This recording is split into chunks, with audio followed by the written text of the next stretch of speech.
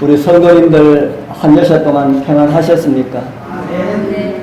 오늘도 말씀을 사모하는 심령으로 주님 앞에 이르신 우리 사랑하는 모든 성도님들, 오늘도 들려지는 말씀을 주님께서 깨닫기를 원하시는 대로 깨닫고 주님께서 주시기를 원하시는 성령의 충만함을 받으시는 그런 은혜가 우리 모두와 함께하길 축복합니다.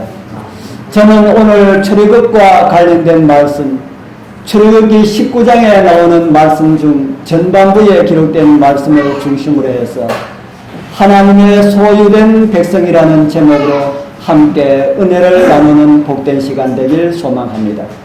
성경은 이스라엘 자손이 애굽 땅에서 나올 때부터 제3월에 그들이 시내 광야에 이르렀다고 기록을 하고 있습니다. 그들이 애굽에서 몇 월 달에 나왔습니까?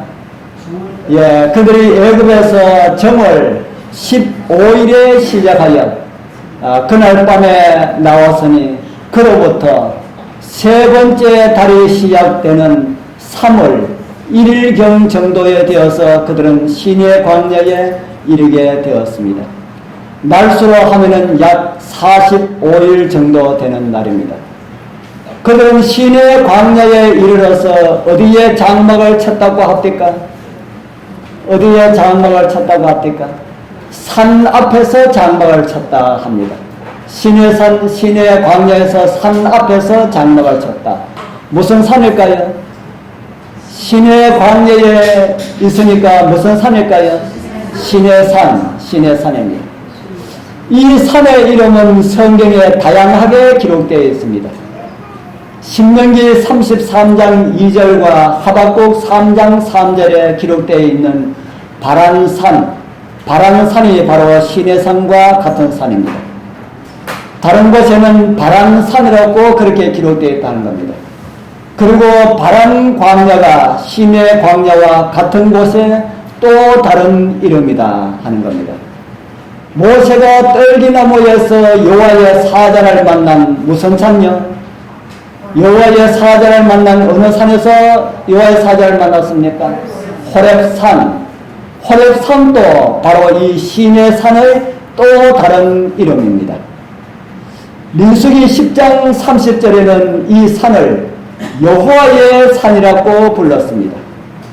출애굽기 4장 27절을 비롯해서 여러 곳에서는 하나님의 산이라고 불리워졌습니다. 대단한 산입니까? 정말 대단한 산입니다. 그래서 끊임없이 관광객들이 이렇게 몰려듭니다. 오늘날 시내산으로 알려진 곳, 여기 보이는 아주 웅장한 산이 있지요. 이 산이 시내산으로 알려진 그런 산인데, 이곳 이집트 시내 반도에 위치한 이 시내산은 가톨릭 교회에서 교회의 전통의 권위로 시내산으로 결정한 산입니다. 그래서 시내산이 되었습니다. 시내산이기 때문에 시내산이 된 것이 아니고 가톨릭에서 교회의 권위로 이 산이 시내산이다 라고 그렇게 결정을 했다 합니다. 오늘날 성경학자들, 고고학자들은 오늘날의 그 시내산은 모세와 아무런 관련이 없는 것이라고 그렇게 주장을 하고 있습니다. 그럼에도 수많은 사람들이 시내산을 찾아옵니다. 왜 그럴까요? 수많은 사람들이 이렇게 시내산을 찾아오는데 어쩌면은 오늘 또 시내산에 이렇게 사람들이 많이 그 산을 보고 있는 그런 관광객들이 그렇게 많지 않을까 하는 생각을 합니다. 왜 수많은 사람들이 그렇게 시내산을 관심을 가지고 있을까요? 오늘의 말씀의 배경 때문에 그렇습니다. 저는 오늘과 다음 1시간이나 한 2시간 정도 더 이곳 시내산을 배경으로 말씀을 준비하려고 합니다. 하나님께서 특별하게 인재하셨던 산, 모세가 그 산에 올라가서 하나님께로부터 직접 무엇을 받았습니까? 십계명을 받은 산. 이스라엘 100만 명 이상이 함께 한꺼번에 하나님의 임재를 경험한 산. 여러분들도 그 산에 한번 가보고 싶은 마음이 없습니까? 그래서 수많은 고고학자들은 그 산을 찾아뵙고 해랑되어 있습니다. 지금 시내산이라고 하는 곳은 시내산이 아니다 라고 하는 것이 드러났기 때문에 수많은 고고학자들이 그 시내산이 어디일까 해서 시내산을 찾기 위해서 아주 많은 애를 쓰고 있습니다마는 고고학자들의 말에 의하면은 진짜 시내산을 찾기는 솔갈비 속에, 솔갈비가 뭔지 압니까? 소나무 잎이 떨어지는 그걸 갈비라 합니다. 솔갈비 속에서 아무런 기부의 도움이 없이 잃어버린 작은 바늘 하나 찾는 것보다 더 어렵다. 그렇게 말합니다. 또 어떤 사람들은 말하기를 시내산의 수는 시내산을 찾는 학자들의 수만큼이나 많을 것이다. 그렇게 이야기를 합니다. 얼마 전에는 우리나라의 고고학자가 진짜 시내산을 찾았다 하고 이렇게 세계의 많은 고고학자들에게 화제를 뿌린 일도 있습니다. 그 시내산이 어디에 있을까요? 저는 아마도 우리 주님 오실 때까지 정확한 시내산은 찾아내지 못할 것이다. 저는 그렇게 생각합니다. 우상을 만들기를 좋아하는 사람들이, 수많은 사람들이 진짜 시내산을 찾아내었더라면 어떻게 했을까요? 진짜 시내산을 찾았다면 아마도 그 장소는 우상 숭배의 장소로 바뀌어질 가능성이 아주 많이 있습니다. 그래서 어쩌면 하나님께서 찾지 못하시도록 하나님께서 감추어 주신 것이 아닐까 하고 저는 그렇게 생각합니다. 예수님 탄생하신 날 알 수가 있습니까? 없습니까? 예수님 탄생하신 날 하나님께서 감추어 두셨어요. 감추어 두셨어요. 왜 감추어 두셨습니까? 예수님 탄생하신 날이 아니라도 12월 25일 뭐로 알고 있습니까? 예수님의 탄생일로 알고 있어서 그 날이 오늘날 이 세상의 수많은 사람들에게 거룩하게 그날을 보내는 날이 되었습니까? 아니면 그날이 어떤 날로 유명한 날이 되었습니까? 범죄의 온상이 되었다. 그래서 수년 전에 대영각 화재가 어느 날 났습니까? 어느 날 났습니까? 12월 25일 크리스마스 전날 저녁에 났습니다. 화재가 났을 때 그 안에 수많은 사람들이 죽었는데 죄송하게도 그 가운데 한 목사도 죽었습니다. 12월 25일 날 목사가 그곳에 뭐하러 갔을까? 부흥회를 마치고 그 전날, 부산의 집인데 그 전날 부산에 도착을 했다 합니다. 그 전날 부산에 이제 추적을 하니까 그렇습니다. 그 전날 부산에 도착했는데 대영각 집으로 오지 않고 대영각으로 들어가서 참배를 당하였다. 제가 이런 이야기하면 유명한 목사입니다. 유명한 목사라서 교회에서 대영각 화재에서 죽었다고 그렇게 말하지 않고 쉬쉬하고 그렇게 그 교회는 알고 있는 사람은 다 알고 있지만은 아마 이렇게 많이 가려져 있다 하는 이야기를 그 교회 장로한테 제가 들었습니다. 이 시내산도 그렇게 하나님께서 감추어 주셨다. 사실 오늘날 시내산이 있다면은 특별한 산입니까? 아니면은 일반 보통 산과 같은 산입니까? 특별한 산이지만은 오늘날 하나님의 임재가 그곳에 있을까요? 없습니다. 한때 하나님께서 사람들을 이렇게 교훈하기 위해서 사용하신 그런 산이다. 지금은 별 의미가 없는 그런 산이다. 예수님께서 팔복을 가르치는 그 산 특별한 산입니까? 특별한 산이지만은 지금 그 산도 모르고 있습니다. 어느 산일까? 모릅니다. 아마 그 산도 발견했다면은 예수님과 관련된 수많은 것을 만들어가지고 뭐 축복의 상이라고 이렇게 이야기하는 곳이 있지만 그거 다 만들어낸 그런 장소입니다. 오늘날은 아무런 의미가 없다. 우리에게 진짜 중요한 것은 누굽니까? 산이 아니라 예수님이시다. 그리고 신의 산의 교훈들이 우리에게는 중요하다고 하는 생각이 듭니다. 이제 함께 신의 산에 이르는 이스라엘을 만나시는 하나님을 우리도 말씀을 통하여서 함께 만나는 그런 은혜가 우리 모두와 함께하길 소원합니다. 그리고 이스라엘 백성들 중에 가나안에 입성한 그 두 사람 누구와 누굽니까? 갈렙과 여호수아처럼 우리 모두가 다 하늘 가나안에 넉넉하게 들어가는 그런 은총이 우리 모두와 함께하길 바라고 원합니다. 이제 출애굽기 19장 3절에 이런 말씀이 있습니다. 출애굽기 19장 3절 모세가 우리 같이 읽어보겠습니다. 모세가 시작. 모세가 하나님 앞에 올라가니 여호와께서 산에서 그를 불러 가라사대 너는 이같이 야곱 족속에게 이르고 이스라엘 자손에게 거하라. 모세가 어디에 올라갔다 합니까? 모세가 하나님 앞에 올라가니 여호와께서 어디서 불렀다고요? 산에서 그를 불렀다. 이 산이 어느 산입니까? 이 산이 신의 산입니다. 왜 하필이면 하나님께서 산에서 모세를 불렀을까? 왜 하필이면 산에서 모세를 불렀을까요? 모세가 산에 올라가기가 더 쉽습니까? 하나님께서 모세가 있는 장막에 임하는 것이 더 쉬울까요?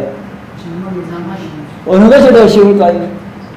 하나님께서는 어느 것이나 편지하시기 때문에 어느 것이나 임재하시는 것이 아주 쉽습니다.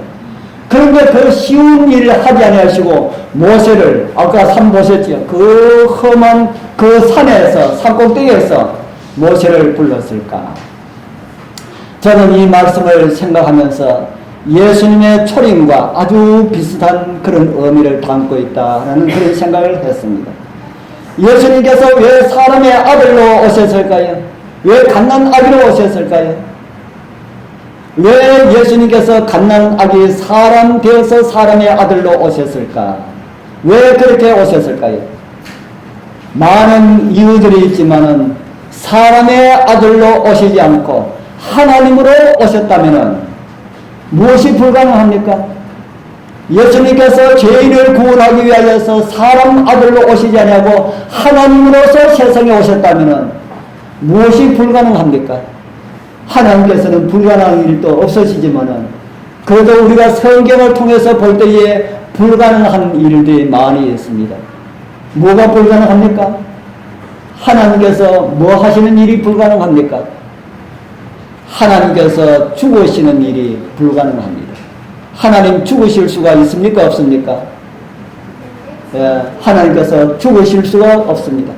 그리고 그 하나님께서 우리 중에 거하실 수가 있을까요? 없을까요? 하나님께서 우리 중에 거하실 수가 있을까요? 없을까요? 예, 하나님께서 우리 중에 거하실 수가 없습니다. 왜 그럴까요? 왜 하나님께서 우리 중에 하나님으로서 거하실 수가 없을까? 성경은 이런 빛을 우리에게 주고 있습니다. 디모데전서 6장 16절 또 같이 한번 읽어보겠습니다. 오직 시작 오직 그에게만 죽지 아니함이 있고 가까이 가지 못할 빛에 가시고 아무 사람도 보지 못하였고 또 볼 수 없는 자신이 그에게 존귀와 영원한 능력을 돌릴지어다. 아멘. 그에게만 무엇이 있다 그럽니까? 죽지 아니함이 있고 라는 말씀을 우리가 볼 때에 하나님으로 오셨다면 우리 대신 뭐가 불가능해요? 우리 대신 죽는 것이 불가능하다. 또 우리 중에 가시면은 우리가 하나님을 볼 수가 있다 그랬습니까? 못 본다 그랬습니까? 아무 사람도 보지 못하였고 또 어떤 자랄까요? 볼 수 없는 자다. 왜 하나님을 볼 수가 없을까요? 왜 하나님을 볼 수 없는 자라고 성경은 말을 할까요? 죄인들은 하나님을 보면은 다 어떻게 됩니까? 다 죽습니다. 우리 여러분들은 예수 그리스도를 통하여 죄의 용서를 다 받았기 때문에 하나님 이곳에 나타나면은 우리는 어떻게 될까요? 살까요? 죽을까요? 다른 분은요, 우리 죄의 용서에 대해서 많은 사람들이 머리에 혼동을 하고 있습니다. 여러분들, 죄의 용서는 성서의 개념으로 보아야 정확하게 이해를 할 수가 있습니다. 성서에 한 사람이 죄의 용서를 받기 위해서 양을 한 마리 끌고 와서 양머리에 안수라고 그 양을 잡아서 제단 위에 켜옵니다. 그러면은 이 사람의 죄가 누구에게로 전가되는 겁니까? 양에게로 전가되는 것이다. 그러면은 죄가 없어졌다는 말입니까? 죄가 있다는 말입니까? 죄가 있는데 이 사람의 죄가 단지 염소의 머리로 염소에게로 전가되었을 뿐이다 하는 겁니다. 죄가 없어진 거 아닙니다. 그리고 그 염소를 잡아서 양이나 염소는 불태우고 그 피는 받아가지고 제사장이 성소 안으로 들어가서 그 피를 손으로 찍어서 휘장에 뿌립니다. 무엇을 상징할까요? 그 사람의 죄가 양에게로 옮겨졌다가 다시 어디로 옮겨지는 것을 의미합니까? 성소로 옮겨진다. 그러면 그 사람의 죄가 용서를 받았는데 죄가 어디 있다는 말입니까? 성소에 있다. 성소에 있는 죄가 완전하게 없어지지 않은 날 동안은 우리는 뭐에 대한 굴레를 벗을 수가 없는 겁니까? 죄인이라고 하는 굴레를 벗을 수가 없습니다. 용서를 받았지만 그 용서는 가리워진 용서라 하는 겁니다. 예수님께서 우리의 죄를 다 가리워져서 보이지 않게 하는 용서라 하는 겁니다. 우리의 죄가 성소에 있기 때문에 그렇기 때문에 우리의 신분은 어쩔 수 없는 뭐라고요? 죄인이다 하는 겁니다. 그래서 우리는 주님 오시는 날까지 아무도 나의 죄는 없다고 할 사람은 이 세상에 아무도 없습니다. 그렇기 때문에 우리의 신분은 예수 그리스도로 말미암아 용서함을 받고 의인 되었지만은 우리의 더 정확한 신분은 아직까지 죄인이다 하는 겁니다. 그렇기 때문에 우리는 하나님께서 이 가운데 오시면은 하나님을 보고 살 사람이 있다 없다? 자, 나는 하나님 보고 살 자신이 있다 생각하시는 분 용감하게 손 안 들어 보십시오. 그런 사람들에게는 하나님께서 나타나 보여주실지 모릅니다. 예, 우리는 하나님 보고 살 사람이 없다고 성경은 말을 하고 있습니다. 하나님을 볼 수 있는 방법이 성경에 딱 하나 있습니다. 그게 뭡니까? 예수님 안입니다. 예수님 안에서 예수님을 통해서 하나님을 볼 수가 있다 하는 겁니다. 이곳에서 하나님을 만나고 하나님의 지시로 우리는 성소를 통하여서 성소와 관련된 것을 이곳에서 다시 생각할 수가 있습니다. 지성소에 가면은 뭐가 있습니까? 법궤가 있습니다. 법궤 뚜껑을 가지고 또 다른 이름으로 불려지는 이름이 있습니다. 법궤 뚜껑 뭐라고 불려집니까? 법궤 뚜껑 시은좌락고도 하고 속죄소락고도 합니다. 왜 법궤 뚜껑을 시은좌락고도 하고 속죄소락고도 할까요? 예, 그 법궤 뚜껑이 누구를 상징하기 때문에 법궤 뚜껑이 예수님을 상징하고 있습니다. 그래서 법궤에 하나님의 십계명을 안에 넣고 하나님의 하나님의 성품을 상징하는 하나님의 돌비 십계명을 안에 넣고 뚜껑을 위에다 덮어놨다. 그래서 우리는 하나님의 존재를 누구를 통해서만 볼 수 있다고요? 법궤 뚜껑을 통해서만 볼 수 있다. 법궤 뚜껑밖에 보지 못한다 하는 겁니다. 그런데 이스라엘이 가나안에 들어간 지 수백 년이 지난 어느 날 블레셋 나라가 이스라엘을 쳐들어와서 전쟁을 하였고 이스라엘이 크게 패하고 제사장들은 죽임을 당하였고 하나님의 법궤는 빼앗긴 이런 일이 있었습니다.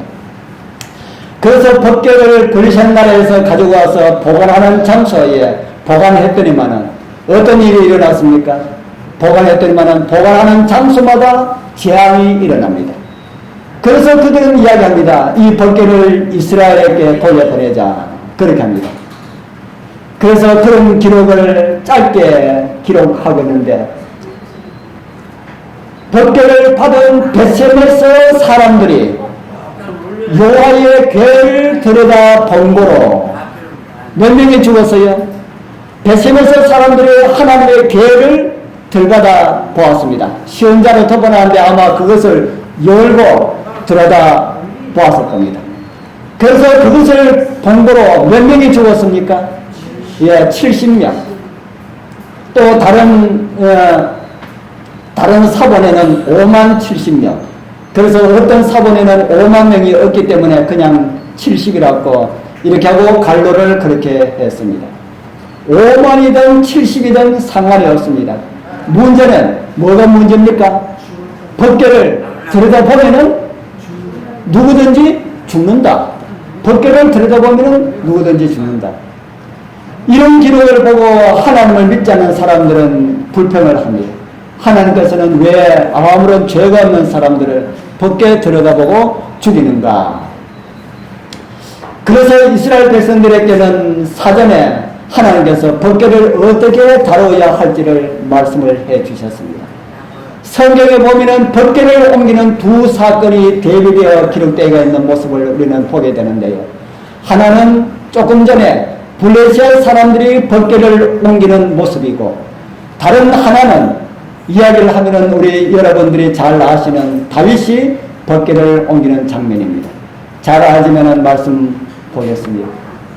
사무엘하 6장 3절에서 7절에 있는 말씀 같이 한번 읽어보겠습니다. 저희가 시작. 저희가 하나님의 궤를 새 수레에 싣고 산에 있는 아비나답의 집에서 나오는데 아비나답의 아들 우사와 아효가 그 새 수레를 모으니라.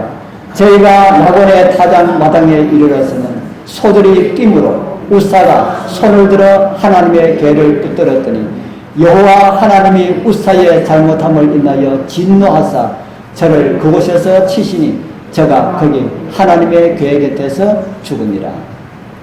블레셋 나라에서는 보관했을 때 그 신들에게 재앙을 내리는 모습을 기록했지만은 블레셋 사람들도 법궤를 이리저리 옮겼을까요? 법궤를 옮겼습니다. 그런데 법궤를 옮길 때는 블레셋 사람들에게는 아무런 해가 없었습니다. 그런데 이스라엘에 와서 이제 다윗이 이 법궤를 자기가 만들어 놓은 곳에 옮기기 위하여서 옮기는데 사건이 생겼습니다. 수레에 싣고 가는데 갑자기 소가 뛰니까 법궤가 어떻게 될 뻔했습니까? 법궤가 떨어질 뻔했습니다. 그래서 법궤가 떨어지지 않도록 해서 우사가 잡았습니다.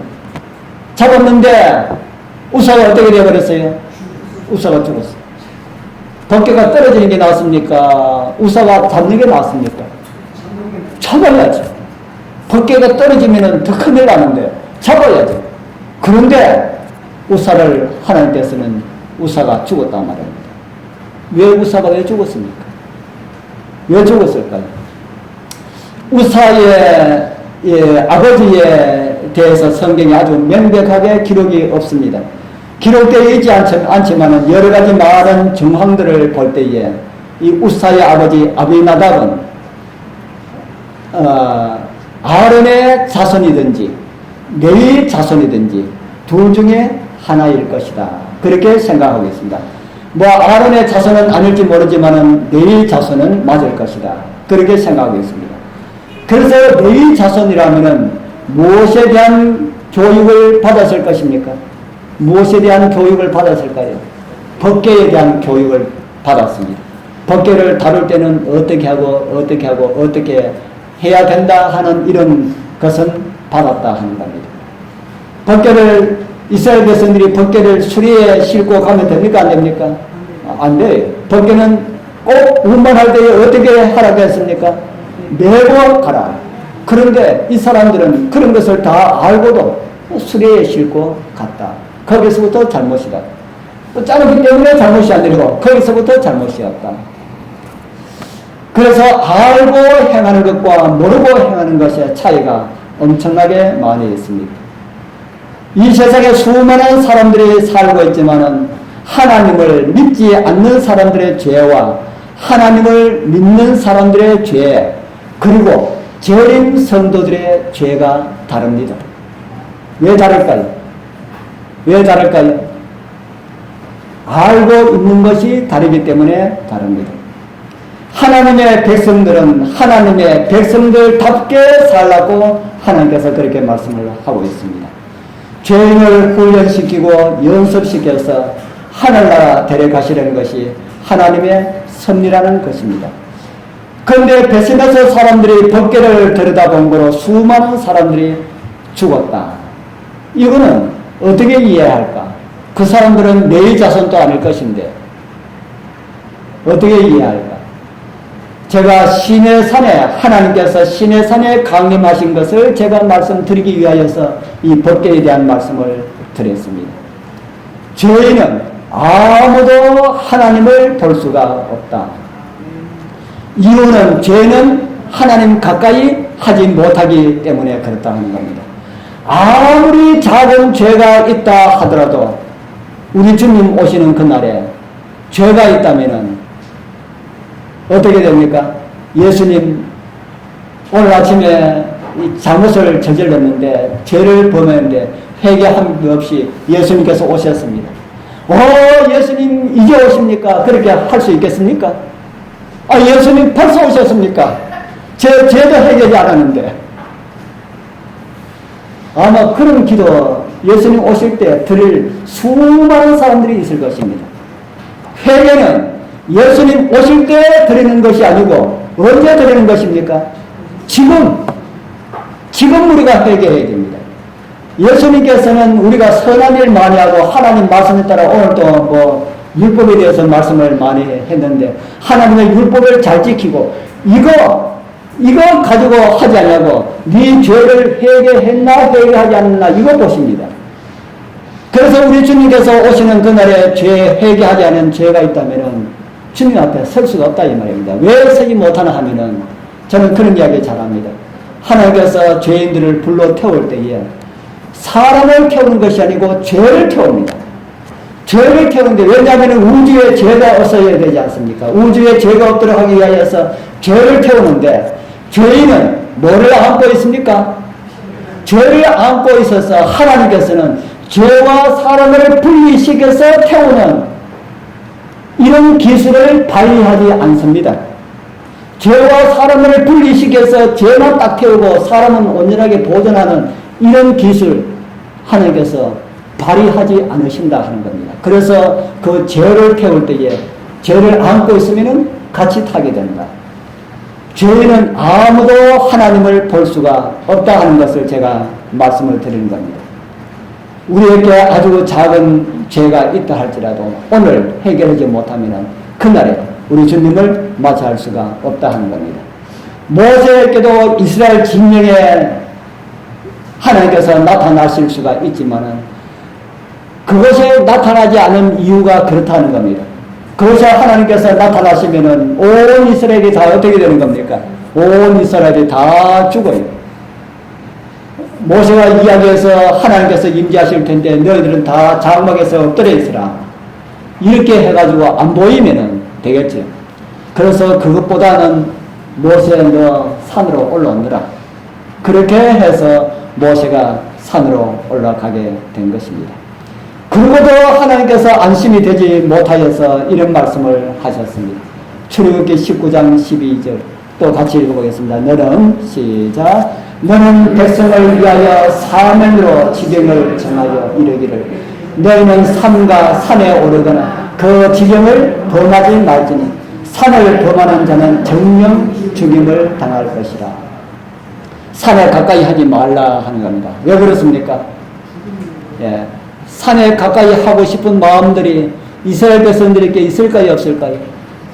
산에 가까이 하고 싶은 마음들이 이스라엘 백성들에게 있을까요? 없을까요? 예. 우리 저기 보이는 산 무슨 산이요? 불모산. 불모산에 내일 모레 하나님께서 강림하실 테니 모든 사람들은 장유에서 다 떠나라.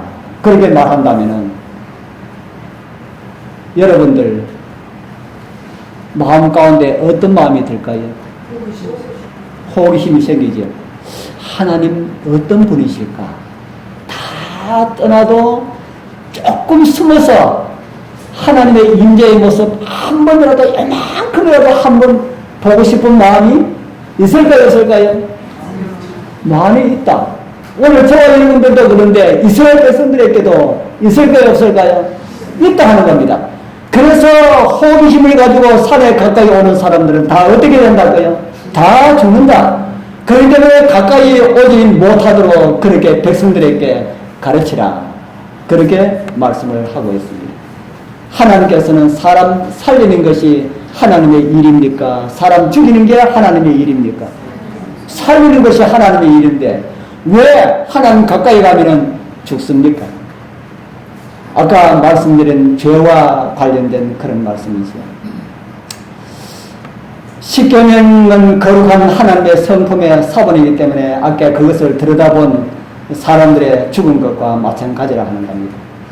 그래서 법궤를 만들어 예수님을 상징하는 그 시원자 뚜껑을 덮어서 법궤가 아니라 예수님을 바라보게 하셨다 하는 겁니다. 우리 사랑하는 성도님들, 우리 여러분들 중에도 호기심을 가지고 하나님을 알아보려고 하지 말기를 바랍니다. 처음에는 그럴 수도 있습니다. 신앙도 호기심을 할 수가 있습니다. 그러나 하나님의 말씀을 배움으로 정말 구원을 갈급하고 갈망하는 마음으로 하나님을 알고자 하는 마음으로 하나님을 알아가게 되길 바랍니다. 그 호기심이 정말 하나님을 알고 나의 죄된 모습을 알고 용서하시는 예수 그리스도의 보혈을 통하여서 죄의 용서함을 받고 죄 없이함을 받는 것이라면 좋은 겁니다. 그런데 그 호기심이 우리로 하여금 망하게 할 수도 있다 하는 것입니다. 이제 이스라엘 백성들과 언약하시는 하나님의 모습을 조금 살펴보도록 하겠습니다. 출애굽기 19장 4절은 이런 말씀을 우리에게 주고 있습니다. 나의 애굽 사람에게 어떻게 행하였습니까? 내가 어떻게 독수리 날개로 너희를 업어 내게로 인도하였음을 너희가 보았느니라. 무슨 말씀입니까? 너희들이 애굽에서 어떻게 빠져나온 일과 어떻게 여기까지 왔는지를 생각해보라 라는 말씀입니다. 그리스도인들은 과거의 연연에 있는 사람들이 아닙니다. 그런 것을 사도 바울은 또 이런 말씀으로 고민하고 있지요. 형제들아, 나는 아직 내가 잡은 줄로 여기지 아니하고 오직 한 일, 그리고 그 뒤에 무엇을 잊어버린다 그럽니까? 뒤에 있는 것을 잊어버리고. 이 말씀은 뒤에 있는 것을 많이 생각하라는 말입니까? 잊어버리라는 말씀입니까? 잊어버리라. 그런데 아까 우리 하나님께서 말씀하신 것은 뒤에 것을 생각하라 이렇게 말씀을 하셨지 않습니까? 뒤에 것은 잊어버릴 때에 무엇은 잊어버리고 무엇은 생각해야 될까? 그것을 하나님께서 우리에게 가르쳐 주시는 겁니다.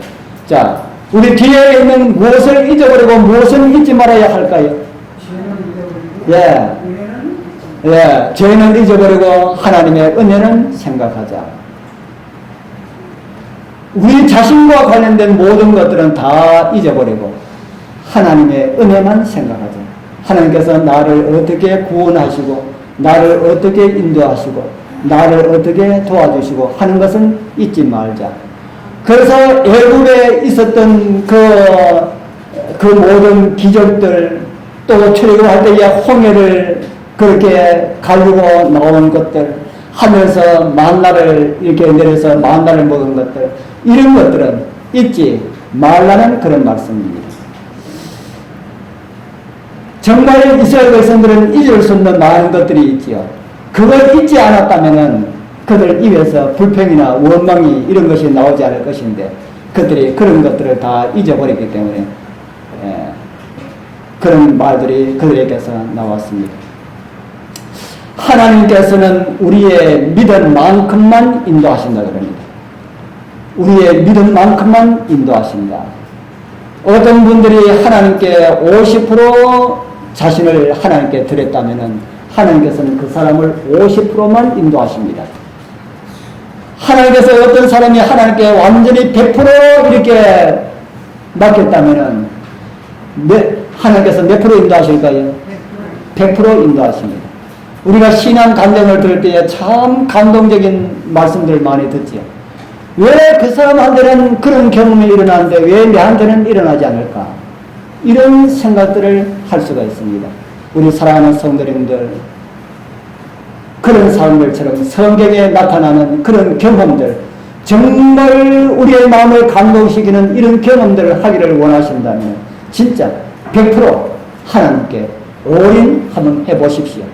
그러면은 하나님의 분명한 능력을 경험하게 될 것입니다.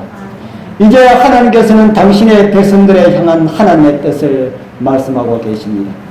출애굽기 19장 같이 읽어보겠습니다. 세계가 시작. 세계가 다 내게 속하였나니 너희가 내 말을 잘 듣고 내 언약을 지키면 너희는 열국 중에서 내 소유가 되겠고 너희가 내게 위하여 제사장 나라가 되며 거룩한 백성이 되리라.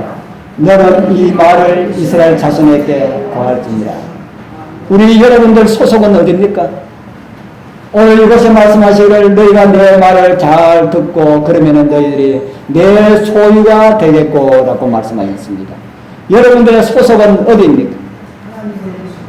어떤 분이 주소가 선생님 주소가 어떻게 됩니까? 하고 물으니까 사는 주소를 묻는다고 생각하지 않냐고 자기 위치를 묻는 줄 알고 나는 어느 회사에 어떤 자리에 있습니다 라고 그렇게 대답을 하더랍니다.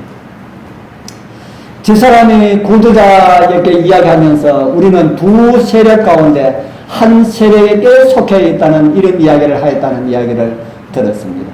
저와 여러분들은 의의 세력이 아니면은 죄의 세력 가운데 들어있습니다. 이 세상에 살고 있는 모든 사람들은 다 두 세력 가운데 하나에 속해 있다 하는 겁니다. 오늘 여러분들은 어느 세력 가운데 속해 있습니까? 의의 세력 가운데 속해 있습니까? 예. 아멘! 예. 자신있게 이야기하십시오. 우리는 누구의 자녀입니까? 하면은 쭈저쭈저 하지 마시고, 예. 하나님의 자녀라고 자신있게 이야기하시라는 겁니다. 내 모습 보면은 자신이 항상 없지요. 그래서 그런 간증을 할 때는 내 모습 보지 마시고, 무엇을 보자? 제가 늘 그렇게 말씀하지 않습니까? 무엇을 보자고요? 하나님의 말씀의 약속만 보자. 하나님의 말씀의 약속만 보면은 우리는 두려울 것이 없는데 우리 자신을 보면은 항상 연약해집니다. 그래서 우리 자신을 보지 말고 하나님의 약속을 보자라고 저는 그렇게 말씀을 드립니다. 우리는 그전에는 다 무슨 세력 아래에 있었습니까? 그전에는 다 어둠의 세력 아래 어둠의 자녀로 살았습니다. 그럼 우리를 하나님의 능력으로 성경의 표현대로 하면은 무엇으로 얻고 왔다 그랬습니까? 성경의 표현대로 하면은 무슨 날개로요?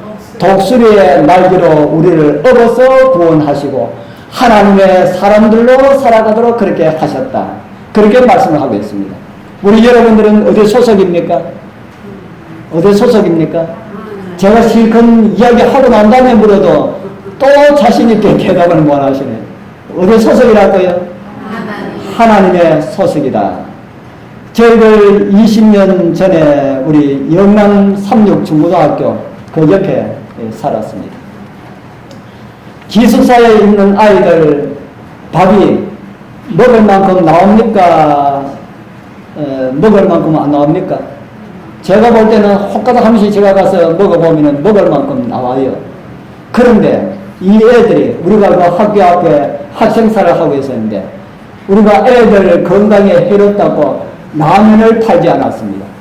그런데 이놈들이 학교 옆에 있는 학생사에 오전하고 다른 저 멀리 있는 가게에 가서 컵라면을 사다가 물을 부어가지고 그렇게 먹고 그래서 우리한테 컵라면을 가져가라고 그렇게 이야기를 해요. 그래서 생각하다가 어차피 먹는 거 다른 곳에 가서 먹지 않고 여기서 먹도록 해서 우리가 컵라면을 팔자 해가지고 컵라면을 팔았습니다. 애들한테 나쁜 것을 팔면서 그렇게 하면은 우리가 이거 되겠나. 그래서 우리가 컵라면을 한번 먹어보자 해서 생전 처음으로 그 옛날에 컵라면이 나왔냐 안 나왔는지 모르겠지만은 저희들 기억으로 처음으로 컵라면을 먹어보았습니다. 그러니까 맛이 있더라고요. 그러면서 아이들 먹는 거 보고 참 마음을 아파했습니다. 왜 애들 좋지 않은 거 그렇게 좋아할까요? 몸에 좋지 않은 거 왜 그렇게 좋아할까요? 왜 그렇게 좋아할까요? 저희들 마라에 왔다 갔다 좀 했는데 그 마라에 그 두 분 원장에게 아들이 하나 있습니다. 그 아들에게 최고의 소원이 뭐냐 하면은 무엇이겠습니까? 라면 먹는 거. 최고의 소원은 마라의 음식 안 먹는 거. 마라의 음식 먹지 않는 것이 그 아이의 소원이라고 합니다. 그런 이야기 들으면 어떤 사람은 독일 경험 그렇다 하고 그렇게 이야기하겠지요. 사람에게는 어떤 마음들이 다 있습니까? 옛날에 먹던 거, 먹고 싶어하는 그런 마음들이 다 있습니다. 옛날에 했던 거, 그거 하고 싶은 그런 마음들이 다 있습니다. 옛날 하나님을 알기 전에 내가 살았던 그런 모습으로 살아보자 하고는 이런 마음들이 그리스도인들에게도 다 있다는 겁니다. 우리 여러분들 다 일적으로 거룩한 척 해도 속에 다 그런 마음들이 다 있다는 겁니다. 제가 여러분들 넘겨짚어서 그렇게 이야기해서 대단히 죄송하지만 사람에게는 누구에게나 다 그런 마음들이 다 있습니다. 아이들한테만 그런 마음이 있는 것이 아니고요. 어른한테도 그런 마음들이 다 있다 이 말입니다. 돌아가시기 바로 직전에 있는 사람들에게도 그런 마음들이 다 있어요. 단 그것을 예수님의 하나님의 능력으로 그것을 극복하려고 하기 때문에 나타나지 않는다 하는 겁니다. 그런데 컵라면을 좋아하는 아이들이 고를 때만 먹고 나중에 성장해가지고 이제 교회에 충실한 집사가 되고 장로가 되면은 어떻게 해야 됩니까? 어떻게 해야 됩니까? 어릴 때 컵라면 먹었으니까 우리는 점심은 컵라면이다 해가지고 늘 컵라면을 먹으면은 됩니까? 안 됩니까? 안 돼요. 그런데 우리 교회는 참 마음이 좋아도 그런 분들을 집사도 시키고 장로도 시키고 다 시킵니다. 다 시키지만은 그런 하면 안 된다 이 말입니다. 그런 거 하면은 그런 거 내가 먹으면서 아이들한테 그 몸에 나쁘다고 먹지 마라 하면은 그거 말이 안 되는 거 아닙니까? 그 외에도 많은 것이 있죠. 좋지 않은 거 어른 되었어도 혹가닥 한번 맛볼 수가 있을까요? 혹가닥 한번 맛볼 수가 있어요. 저희들 서부교회 경산에 있을 때에 그 아랫동에 목사님이 우리 또래 목사님이 있었어요. 우리 교회 목사님은 어린 목사님이고 재미가 없고 저녁에 우리 오늘 저녁에는 아래 교회 목사 불러서 그렇게 놀자 해가지고 아래 교회 목사를 불러가지고 윷놀이하고 우리 오늘 저녁에는 어린아이로 돌아가서 어린아이처럼 한번 해보자. 그래서 영대 앞에 학교 가서 컵라면 먹었습니다. 근데 컵라면을 먹었는지 그게 포장마차에서 파는 것을 먹었는지 모르지만은 재미로 먹어보자 해가지고 그렇게 먹었어요. 그렇게 혹가다 한번 재미로 하는 것은 해도 될지 모르지만은 그 시기로 돌아가면은 안 된다 하는 겁니다. 한 번 하는 것으로 독하여지 오늘도 하고 내일도 하고 재미도 있기 때문에 우리 내일 하자 하면은 안 된다 하는 겁니다. 그렇게 하면은 우리가 하늘나라를 잊어버린다 하는 겁니다. 성경에 보면은 아브라함의 조카 롯이 나오지요. 그가 아브라함과 헤어질 때에 선택권을 양보받아서 어디를 선택했습니까? 어디를 선택했습니까? 롯이 눈을 들어 어디를 보았습니까? 눈을 들어서 요단들을 바라본즉 소알까지 물이 넉넉하고 그랬습니다. 그래서 요단들을 선택했습니다. 삼촌은 꼴짝에 살고 저는 저 평지에 살게요. 그래라 하고 삼촌은 나이 많은 삼촌은 꼴짝이로 들어가고 젊은 롯은 평지로 갔습니다. 평지에 살면은 평지에서 살면 되지 않습니까? 그런데 그 다음 기록 한번 봅시다. 13장 12절 같이 한번 읽어보겠습니다. 아브라함은 시작 아브라함은 가나안 땅에 거하였고 롯은 평지 성읍들에 머무르며 그 장막을 옮겨 소돔까지 이르렀다. 장막을 옮겨서 어디까지 이르게 되었다고요? 소돔까지 이르게 되었다. 우리 사랑하는 성도님들 그렇게 하다가 다시 소돔성에 살게 된 것입니다. 우리 사랑하는 성도님들, 애굽 생활이 좋다고 해서 애굽으로 돌아가면 안 됩니다. 제가 저기 우리 꽃장에서 1년을 살면서 아카시아 밭을 일구어서 옥수수를 심었습니다. 심었더니만은 이 아카시아가 겨울에는 죽은 줄 알았는데 봄 되니까 아카시아에서 잎이 올라오는데 이 얼마나 빨리 올라오는지 자르면은 올라오고 그래서 굉장히 애를 먹었습니다. 그래서 옥수수가 어느 정도 이만큼 클 때까지 자르니까 그 다음부터는 옥수수 숲에 들어가서 이 아카시아가 올라오지 못하더라고요.